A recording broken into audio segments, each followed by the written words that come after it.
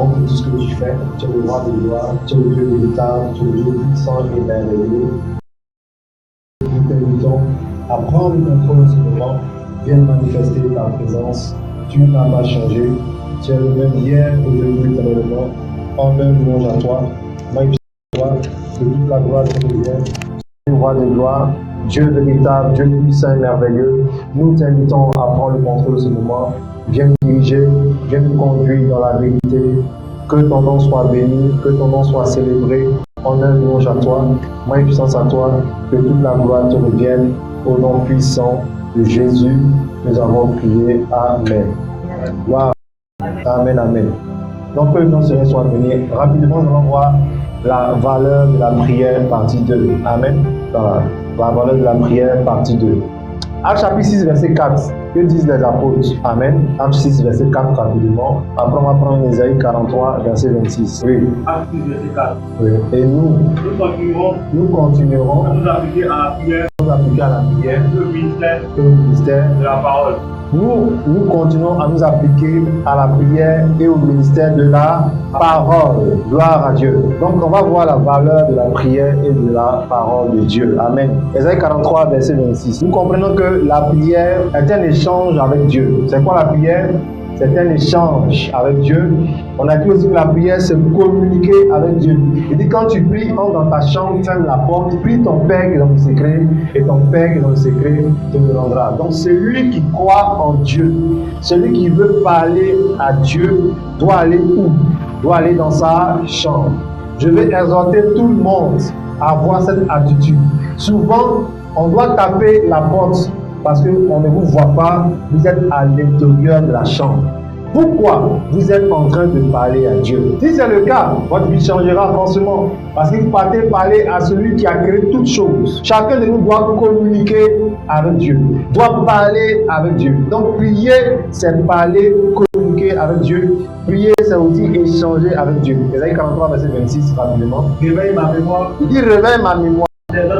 Plaidons ensemble. Parle toi-même. Parle toi-même pour te justifier. Donc vous comprenez que la prière, c'est un échange. Vous pouvez aller parler avec Dieu, plaider avec Dieu, lui exposer des situations. Il faut que tu fasses ceci.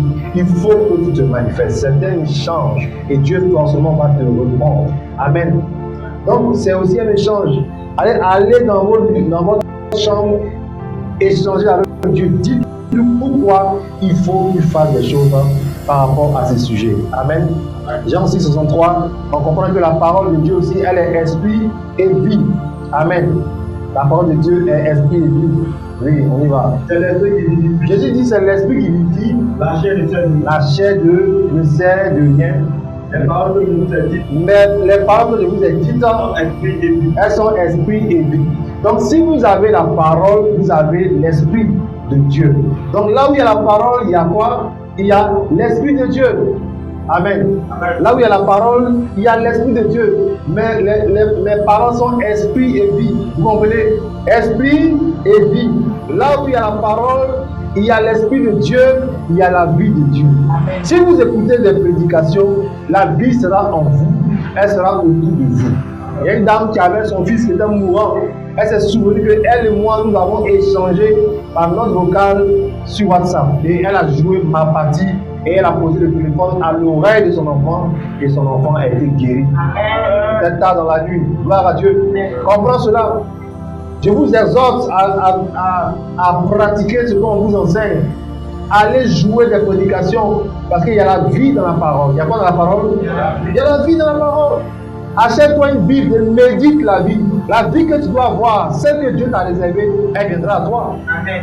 Mais arrêtez d'être distant. Il n'y a pas de mal à s'asseoir et lire la Bible. Il n'y a pas de mal à s'asseoir et écouter des prédications. Au contraire, tu attires une vie que l'homme ne peut pas créer chez toi. Amen. Gloire à Dieu.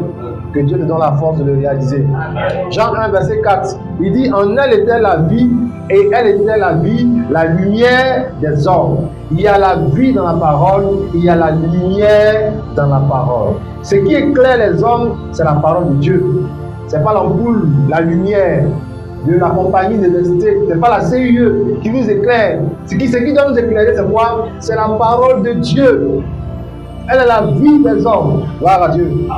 Acte chapitre 6, verset 7. Pourquoi nous devons nous engager à nous appliquer à la parole? Parce que la parole de Dieu doit se répandre. Elle doit faire quoi? Elle doit se répandre partout. Elle doit être partout. Donc si nous-mêmes, nous appliquons la parole, nous serons, je peux dire, des canaux de transmission de la parole. Acte chapitre 6, verset 7. La parole de Dieu, elle se répandait de plus en plus. Et le nombre de disciples augmentait beaucoup à Jérusalem. Et une grande foule de sacrificateurs obéissait à la parole. Vous comprenez pourquoi nous devons nous appliquer à la parole? Parce qu'à travers nous, la parole va continuer son chemin. Nous avons reçu la parole. Si nous appliquons la parole, elle va continuer son chemin. Donc Dieu veut que nous puissions nous intéresser à sa parole pour que sa parole gagne encore du terrain. Sinon, on ne va pas la parole pourrir. On ne va pas la parole finir comme une voiture. Mais pourquoi la Bible dit que la parole se répandait partout? C'est parce que des gens arrivaient à recevoir la parole. Mon frère, autour de toi, il y a des gens qui doivent recevoir la parole. Et ça a commencé, on a dit dans vos maisons, d'engager la cellule de prière. Bravo. Pour que la parole arrive aussi à ton niveau. La vie arrive à ton niveau. La lumière arrive à ton niveau. Gloire à Dieu. Où tu vends, où tu travailles, si tu peux jouer des prédications, laisse la parole arriver aussi là-bas. La parole se répandait partout. Elle se répandait partout. Et le nombre de disciples augmentait. Le bénéfice c'est quoi? C'est que plus les gens écoutent la parole, plus ils se donnent à Dieu. Ne privez pas les gens de se donner à Jésus. Gloire à Dieu. 1 Timothée 2, verset 1. Gloire à Dieu. La prière, la parole. Si on a vu la parole, la prière c'est quoi? Nous devons voir la prière comme priorité. Avant toute chose, ce que tu dois faire, c'est de prier. 1 Timothée 2, verset 1. Oui. Il dit, j'exhorte donc, avant toute chose, à faire des prières, à faire quoi? Des prières, à faire quoi? Des prières, à faire des prières, oui, des supplications, des requêtes, des actions de grâce, de tous les hommes. Avant de faire un business, avant de voyager, avant toute chose, il faut faire des prières. Bon, tu vas me poser des questions peut-être. Donc, homme de Dieu, avant de me laver, il doit prier. C'est à toi de voir. Avant toute chose, gloire à Dieu. Gloire à Dieu. Il faut faire de la prière sa priorité. Avant de sortir de la maison, prier. Avant de soyez des personnes de prière en fait. Gloire à Dieu. Donne la priorité à la prière.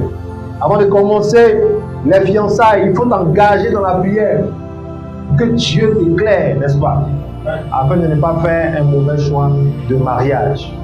On t'appelle pour un nouveau travail, il faut prier aussi, recommander ce travail entre les mains de Dieu pour que rien de mal ne t'arrive là-bas. Tu vas en mission, c'est pareil. Il dit, Jésus, donc avant toute chose, afin de prier, il y a des quêtes, des supplications et prier pour tous les hommes.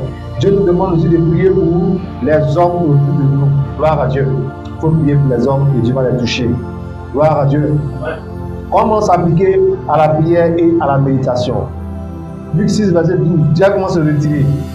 Celui qui veut prier doit se retirer, doit avoir des moments de retrait. Il faut savoir te retirer pour prier, sinon tu ne pourras pas prier. On se comprend? Il faut savoir te retirer pour prier, sinon tu ne pourras pas prier. Gloire à Dieu. Luc 6, verset 12. En ce temps-là, Jésus se rendit sur la montagne pour prier. Et il passa toute la nuit à prier Dieu.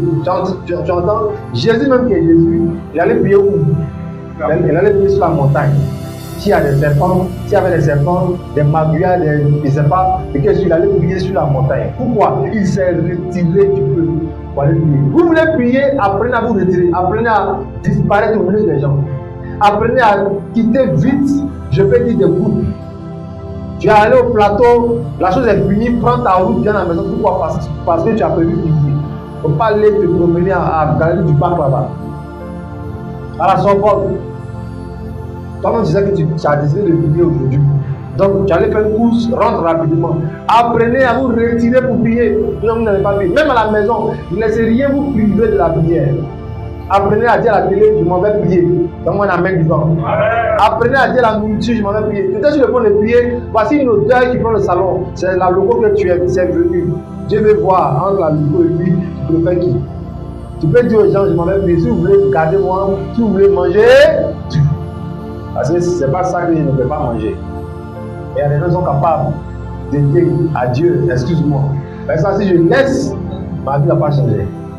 Et maintenant tu finis de manger, les gens entament une connerie en donnant un cri-dent, c'est fini. Tu commences à roter, allez, on y va. Mais peut-être que si tu priais, tu allais aider une situation, tu allais aider quelqu'un. Retirez-vous pour prier à partir de ce mois de juin et des temps de regret. Parfois, il y a des gens qui aiment faire les retraites spirituelles. Et ici, même c'est dans le programme, on doit avoir des moments de retraite spirituelle. Mais bon, si Dieu nous permet d'avoir les conditions, plus tard on le fera. Sinon, j'ai ce programme-là de faire des retraites spirituelles. Tu viens, à moins que tu travailles, sinon tu ne travailles pas, tu restes jusqu'à ce que tu sors 3 jours, 7 jours, même 20 jours, il y en a. Quand tu vas sortir de cette retraite spirituelle, même les sorciers vont dire, ouais, tu es fort, tu allais te blinder vraiment. Gloire à Dieu. Ah, il y a des gens qui cherchent ça. Même payant ou pas, c'est que s'ils veulent prier. Donc celui qui veut prier doit se retirer. Même dans ta chambre pour aller prier, il faut que tu dises au revoir souvent à des causeries, à ton propre portable. Parce que Satan va tout faire pour que tu puisses te retirer pour prier. Ça peut être même tes enfants, ça peut être ton mari, ça peut être ton épouse. Ça peut être même quelqu'un que tu n'as pas vu depuis longtemps. Il est venu, tu l'as reçu, d'accord. Ok, assieds-toi, deviens un instant. Gloire à Dieu. Amen. Gloire à Dieu. Il faut savoir te retirer. Si tu as des compagnies qui t'empêchent de prier, retire-toi parce que tu as décidé maintenant d'avoir une vie de prière. Gloire à Dieu. Genèse 24, verset 63.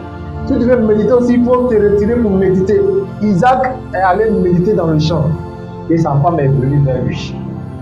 Vous qui voulez vous marier dans le Seigneur, vous qui ne voulez pas rater un bon mariage, la base, il faut avoir une vie aussi de méditation.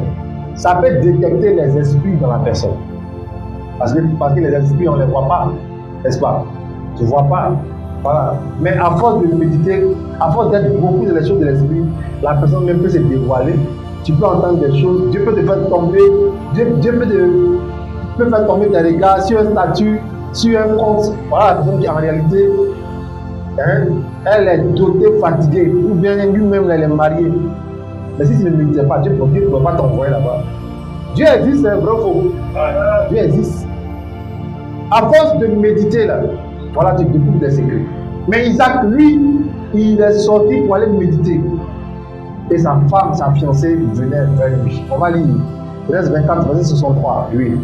Un soir, Isaac, il était sorti pour méditer dans les champs. Il leva les yeux et regarda. Et voici, les chameaux arrivèrent. Les chameaux de qui? Son papa Abraham a envoyé ses serviteurs pour chercher sa femme pour lui. Voilà. Mais il y a là, on est dans Genèse, premier livre de la Bible. Les gens savaient méditer, ils savaient se réveiller pour méditer. Tu veux méditer souvent, même la nuit, tu peux méditer. Bravo. Oh, j'ai dormi à 2h20. Allez, je suis mort. Souvent, sortez pour méditer. Si il n'y a pas le calme, créez des moments. Moi, je vois des gens, ceux qui habitent même pas pour là. Vidi là, pour les voir, ils font une natte là. Ils ne vont pas nager, hein. Ils font une natte, ils voient le monsieur, il va s'étendre, il va lire un livre. Parce que voir le calme de la mer, le bruit là, on a envie de dire. Il y a d'autres qui vont vous chanter, oh, je vais devenir fort. Mon frère, les lettres transforment la vie. Gloire à Dieu. Il y a des livres de leadership, il y a des livres de cuisine. Dans tous les cas, il faut méditer parce que ta vie va changer. Dans mon amen vivant.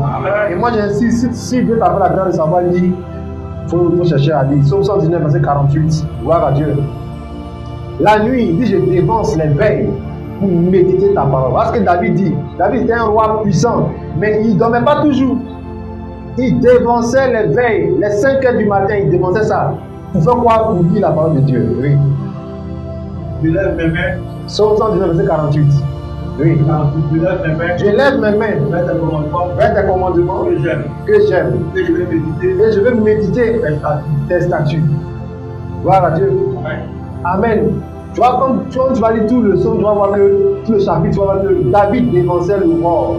Il priait et il méditait la nuit. Gloire à Dieu. Amen. Que Dieu nous aide. Amen. Que fait la prière? Qu'est-ce que la prière fait? Pour ceux qui prient beaucoup, qu'est-ce que vous gagnez quand vous priez? Le diable, comment la prière fait bouger Dieu. La prière fait bouger Dieu. Genèse 20, verset 17. On va lire et après on va prendre le psaume 107, verset 20. Genèse 20, verset 17. Oui. Abraham pria Dieu. Abraham pria Dieu et Dieu guérit Abimelech, sa femme et ses servantes. Et ses servantes. Et elle lui emporté. Combien de personnes? On va commencer, on recommence. Abraham a prié Dieu pour quelqu'un. Oui. Abimelech une fois. Sa femme 2 fois. Et ses servantes. Et elle lui emporté. Et on va emporter. Tu vois ce que la prière peut faire? La prière peut faire bouger Dieu. Amen. Abraham a prié Dieu et Dieu a guéri le monsieur. A guéri sa femme et a guéri ses servantes. Elles ont été emportées. Pourquoi? Il voulait toucher sa femme, Sarah. Et Dieu l'a frappé. Dieu l'a dit, hey, reste tranquille. Lui là, c'est mon serviteur, mon fils. Donc le même Abraham encore, il a prié Dieu.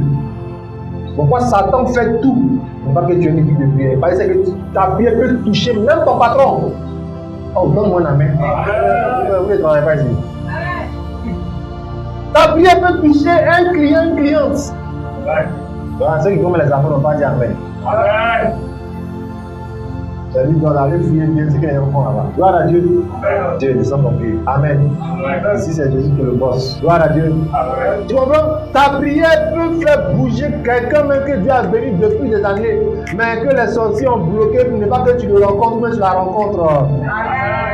Mais parce que tu es fâché, l'homme de Dieu t'a exhorté, tu es fâché. Maintenant là, en tout cas, quand tu es à la maison, pour ne pas, tu vas dans ta chambre et tu pries. Maintenant, les choses commencent à bouger. Si la prière fait bouger Dieu, Dieu va faire bouger les choses en ta faveur. Ah, j'ai dit si la prière fait bouger Dieu, Dieu fait bouger les choses en ta faveur. Je sens la grâce dans le nom de Jésus. Il ne faut pas avoir une vie bloquée. Va prier.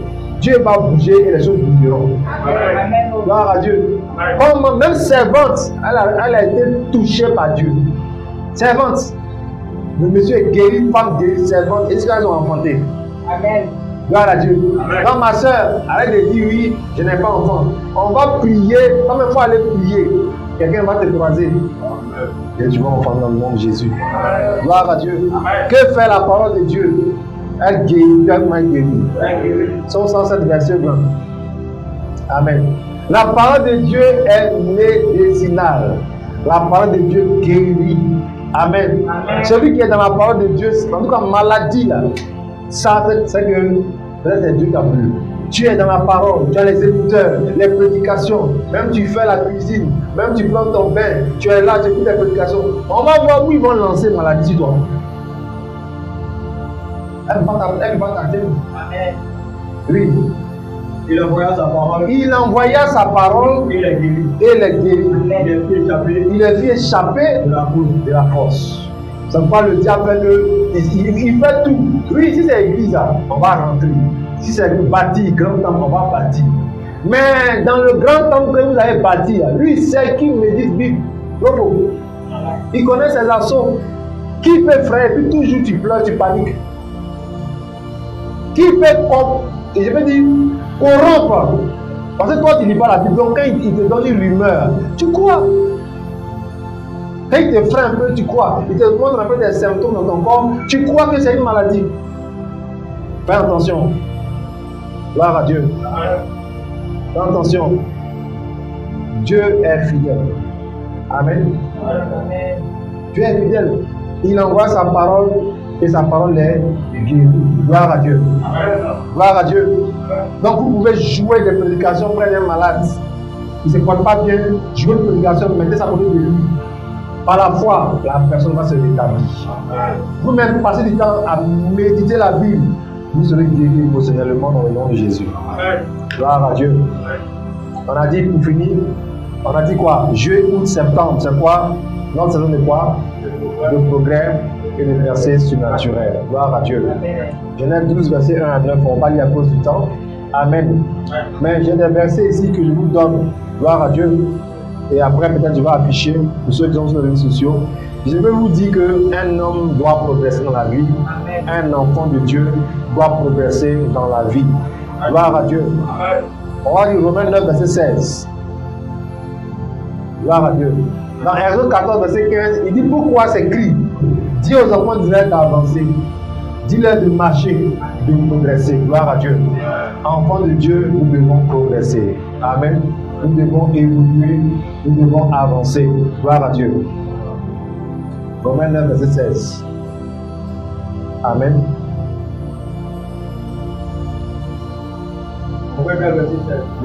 Ainsi donc, cela ne dépend ni de celui qui veut, ni de celui qui court, mais de Dieu qui fait miséricorde. Amen. Donc, tu peux travailler, mais c'est Dieu qui fait que ton travail aboutit à quelque chose de meilleur. Donc, il y a des gens qui ont travaillé, mais ils ont mal fini. Tu peux faire des affaires, mais tu dois penser à Dieu. Ça ne dépend pas de celui qui court, de celui qui fait cela. Mais c'est Dieu qui fait miséricorde. C'est Dieu qui fait grâce. Gloire à Dieu. Gloire à Dieu. On va prendre Proverbe 10, verset 4. Je vais m'arrêter à là. Et on va prier pour terminer ce culte. Gloire à Dieu. Oui, rapidement. Proverbe 10, verset 4. Oui. Celui qui agit, il est lâche. Avec une main qui est lâche, il s'approprie lui-même. Mais la main des diligents s'enrichit. Les diligents, c'est qui? Ce sont ceux qui travaillent dur. Ceux qui travaillent d'une main là, c'est-à-dire que tu es là, tu ne veux rien faire, tu attends seulement. Souvent même dans les jours, quand les gens disent lâche là, c'est pas ça. Celui qui agit d'une main qui ne veut pas travailler, mais d'une main qui ne fait qu'attendre, qui ne fait qu'attendre, d'une main là, il s'approprie lui-même. Mais la main des gens diligents, on n'a pas dit la main des chrétiens, la main des gens qui vont à l'église, la main des diligents, ceux qui travaillent dur, ceux qui n'aiment pas se reposer, ils vont faire quoi? Ils vont s'enrichir. Et j'ai au moins 4 versets comme ça sur la diligence. Mais à cause du temps, on ne va pas lire. Amen. Voilà. Donc que Dieu te fasse progresser. Gloire à Dieu.